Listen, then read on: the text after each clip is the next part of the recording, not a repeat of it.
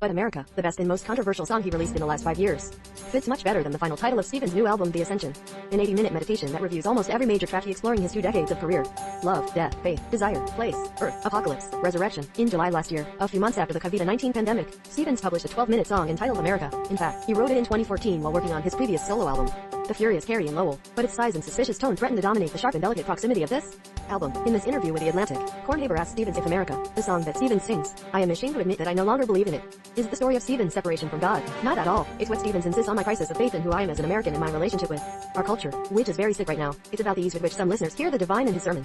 Sufjan Stevens gave America 2 meticulous conceptual albums, Michigan, his tribute to his home state of 2003, and his epic album of 2005 in Illinois, which, according to Metacritics, became the best album of the year. In 2012, Sufjan Stevens published the cover of Star Spangled Flag, away from the impressive pyrotechnics, vampire performances and vocals that preceded the ritual of American sporting events. Stevens' version was quite calm and sinister. Stevens' new album, The Ascension, 50 Grace states in his new album, The Ascension, Stevens speaks beautifully to the love, destiny and modern state of our divided community. As a supporter of foreign artists, Stevens' work has never been so relevant. As a compliment, he never reminded me of a modern composer, like the brilliant and tragic popular musician of the 70s, Judy Sale, who sang about Jesus in one breath with the astral plane and saw God in the same way in the Baja, Drugs in the Universe. Between the 2 state albums, Stevens released in 2004, his first deviation from the project, a rare and beautiful 7 Swans. Soundwise, The Ascension shares part of his DNA with a colorful album of Stevens, The Age of Ads, released in 2010 and running on a synthesizer in particular. This album makes sense of the kitschy Death Star and the noisy goodbye to all that.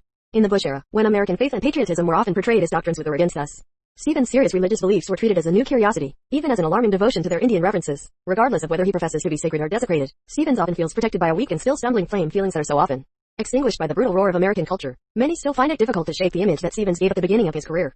The image of an authorized national park guide, energetic, collecting state data with a healthy, cunning zeal over zealous scout. Let's quote another well-known phrase, a Star Spangled Banner, which we will reinterpret in Stevens' music: love is love.